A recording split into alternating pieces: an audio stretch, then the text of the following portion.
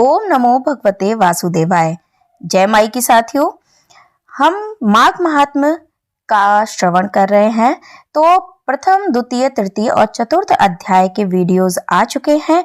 इस वीडियो में हम पांचवा और छठा अध्याय श्रवण करेंगे। तो सबसे पहले प्रारंभ करती हूँ पांचवा अध्याय। दत्तात्रेय जी बोले कि हे राजन, एक प्राचीन इतिहास कहता हूँ।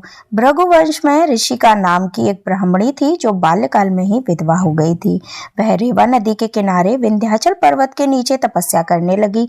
वह जितेंद्रिय, सत्यवक्ता, सुशील, दानशीला तथा तप करके देह को सुखाने वाली थी। वह अग्नि में आहुति देकर उच्च वृत्ति द्वारा छठे काल में भोजन करती थी। वह वल्कल धारण करती और संतोष से अपना जीवन व्यतीत करती थी। उसने रेवा और कपिल नदी के संगम में 60 वर्ष तक माघ स्नान किया और फिर वहां पर ही मृत्यु को प्राप्त हो गई। माघ स्नान के फल से वह दिव्य 4000 वर्ष तक विष्णु लोक में वास करके सुंदर और उपसुंद दैत्यों के नाश करने के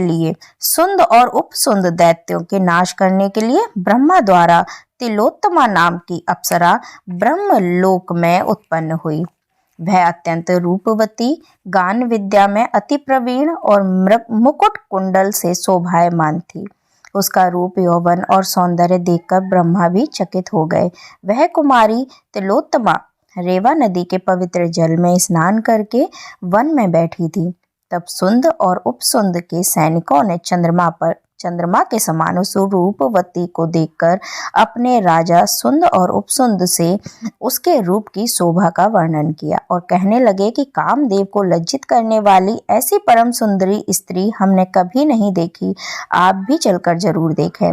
तब वह दोनों मदिरा के पात्र रखकर वहां पर आए जहां पर वह सुंदरी बैठी हुई थी और मदिरा के पान से विह्वल होकर काम क्रीड़ा से पीड़ित हुआ और दोनों ही आपस में उस स्त्री रत्न को प्राप्त करने के लिए विवादग्रस्त हुए और फिर आपस में युद्ध करते हुए वहीं समाप्त हो गए।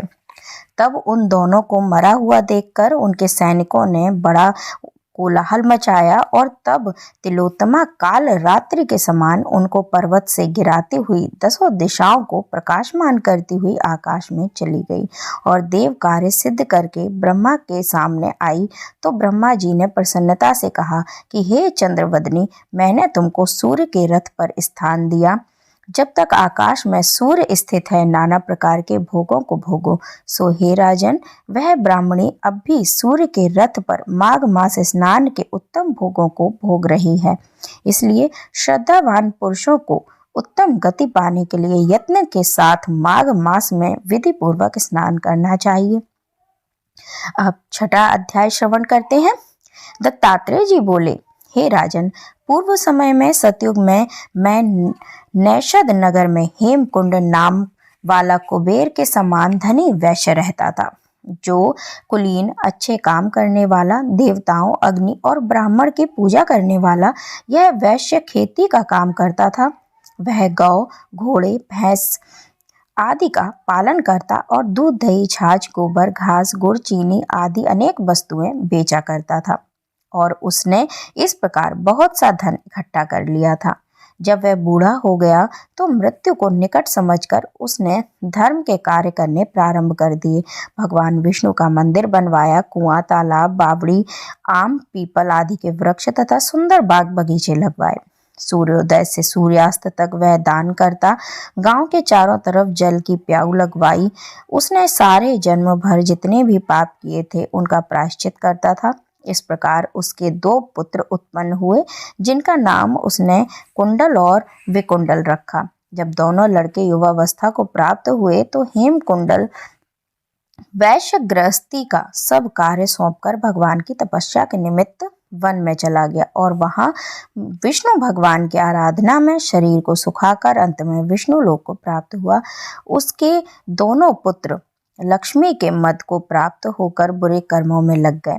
वैश्यागामी वीणा और बाजे लेकर वैश्याओं के साथ गाते फिरते, अच्छे सुंदर वस्त्र पहनकर, सुगंधित तेल आदि लगाकर, भांड और खुशामदियों से घिरे हुए हाथी की सवारी करते थे और सुंदर घरों में रहते थे। इस प्रकार ऊपर बोए बीज के सदृश वह अपने धन को बुरे कामों में नष्ट करते थे। कभी किसी सत्पात्र को दान आदि नहीं करते थे, ना ही कभी हवन देवता या ब्राह्मणी की सेवा तथा भगवान विष्णु का पूजन करते थे। इस प्रकार थोड़े ही दिनों में उनका सब धन नष्ट हो गया और वह दरिद्रता को प्राप्त होकर अत्यंत दुखी हो गए। भाई जन सेवक उपजीवी सब इनको छोड़कर चले गए।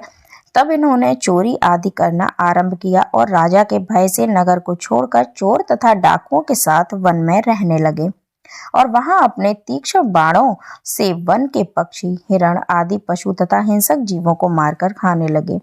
एक समय इनमें से एक पर्वत पर गिर गया जिसको सिंह मारकर खा गया और दूसरा वन को गया जो काले सर्प के डसने से मर गया।